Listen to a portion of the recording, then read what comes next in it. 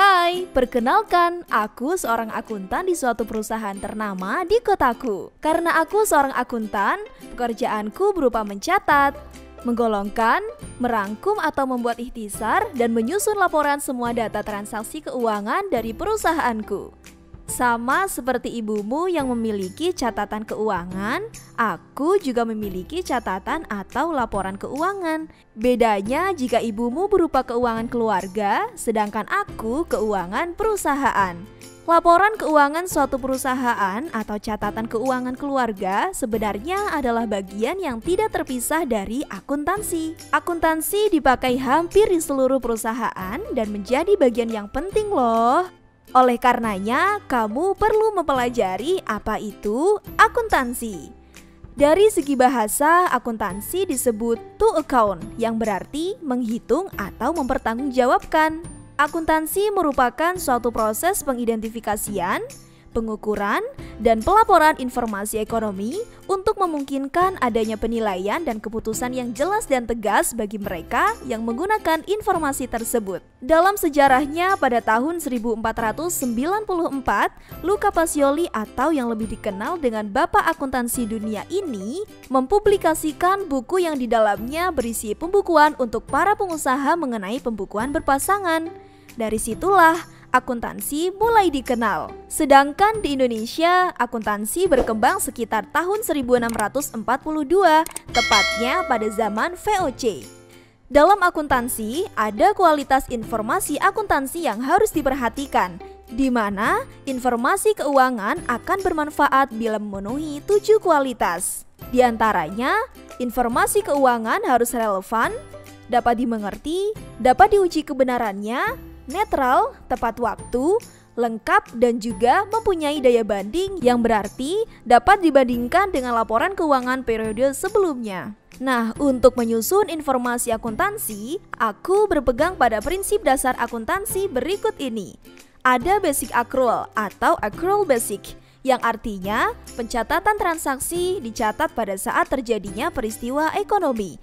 Kemudian ada kelangsungan usaha atau business continuity, yaitu perusahaan dalam melakukan kegiatan usahanya tentunya berupaya untuk melaksanakan kegiatan perusahaan secara berkesinambungan atau terus-menerus. Ada juga prinsip kesatuan usaha atau business entity, di mana perusahaan merupakan suatu kesatuan ekonomi yang terpisah dari pihak yang berkepentingan dengan sumber perusahaan. Lalu ada prinsip pengaitan biaya atau relevansi, dan yang terakhir ada harga perolehan atau historical cost, yang berarti setiap transaksi pembelian satu barang harus dicatat sebesar harga perolehan tersebut. Nah, dengan mengacu pada prinsip dasar akuntansi tersebut, maka proses kegiatan akuntansi meliputi tahapan-tahapan berikut ini. Yang pertama, tahap pencatatan transaksi, yang berisi pembuatan bukti transaksi, penjurnalan, dan posting ke buku besar.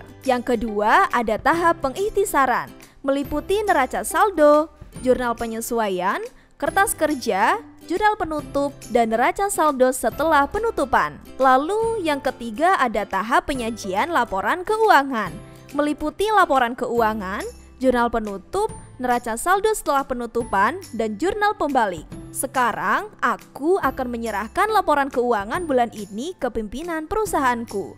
Tentu sebagai seorang akuntan ada banyak pihak yang memerlukan dan menggunakan informasi akuntansi, atau kamu bisa menyebutnya dengan pemakai informasi akuntansi.